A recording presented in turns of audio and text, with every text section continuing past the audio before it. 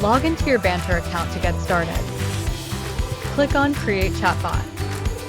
Navigate to the Connections tab and click on Connect Notion. Next, follow the prompts to connect your Notion account.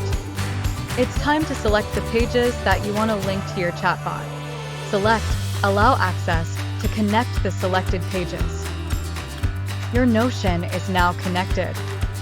Click Next once you've added all of your data sources. You can now customize your chatbot settings. Finally, let's test the chatbot.